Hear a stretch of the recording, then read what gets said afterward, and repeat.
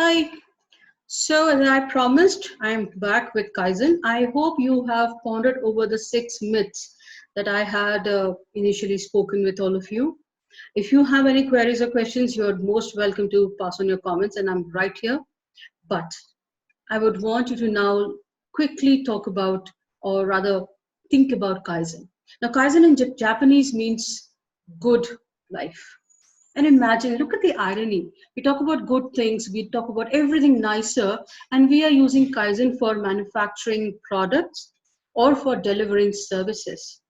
But we don't use Kaizen for our own well being, for our own lifestyle.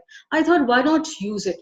Past 1 year, rather 18 months now, I have started implementing Kaizen in my own lifestyle. Being a trainer, being a facilitator, I was always on the go, traveling 20 days in a month. Constantly travel has taken a toll on my life. And when I was home, I had no time for my family members. And that is when that bell started to ring in my ears. And somebody wanted me to talk on work-life balance, and that was wow, I got what I really wanted. And that has made me research more on what I am talking to you. So whatever I'm going to speak with you is something which I've implemented in my own life. And I must tell you, I have got some wonderful results. So let's talk about Kaizen in our lifestyles for a better work-life balance. There are three pillars of Kaizen, as we all know, which is Buddha, Mura, and Muri. I won't bore you with a lot of details about this, but yes, I would want you to just understand what these three things are. The first pillar talks about identifying the wastages. Second one talks about identifying the imbalances, and the third one talks about identifying the overperformance. Now, why am I talking to you about these three pillars of Kaizen? For one simple reason, because they're very relevant. Let's talk about the first one, identifying the wastage. Having made an effort of identifying the wastages in our lives, let me start with the first one, which says talent. We are all talented. Swami Vivekananda once said each soul is potentially divine, which means we all have our own set of strengths, our own set of talents. But are we using our talents or are we just wasting them? Think over it.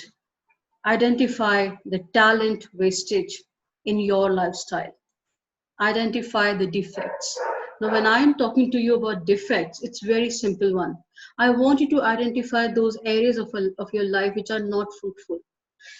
It could be circumstances, it could be situations, it could be the kind of task that you do which is absolutely of no use.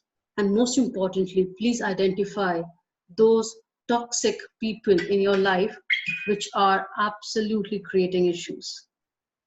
Those toxic people who have never been supportive, who are constantly demeaning us, identify who they are. That is the first defect that we all need to identify. Try to take an inventory of your life.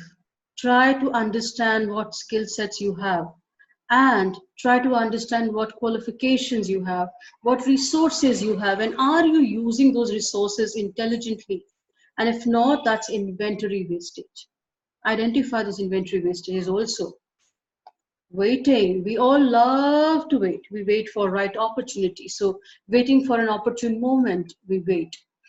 Wait for somebody else to come and pat on our back and say, wow, good job done. Waiting. We wait for we wait for somebody to appraise us. We wait for right moments. We wait for right tasks. We don't go and grab the opportunity. And once you do that, that waiting is actually a wastage. Whenever we get an opportunity, grab it. Go ahead, do it. Learn as much as you can. Upskill yourself as much as you can.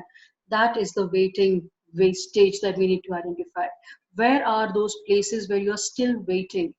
Where are those places where you still think somebody will come and appreciate my work? Someday I will get this. Someday I am going to achieve it. I will wait for the right time to strike. The right time to strike, my dear friends, is now. Do it right now. So that's the next wastage. One more wastage, and that's called the motion wastage. I'm not saying too much of movement around, but yes, Let me quickly give you an example. So when I started to do this, as I have been mentioning, I found out that when I get up until the time I reach my office, it is almost 2.5 hours of time that I have. Yet every day I was getting late. I used to go down to my car and suddenly realize that I have left my car keys in my apartment.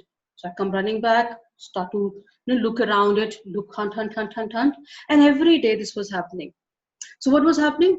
And eventually I was late. When I am late, I'm more stressed. When I'm more stressed, my productivity goes down. And that happens to each one of us. And I was tired of getting late. So I thought, okay, let me just think of something.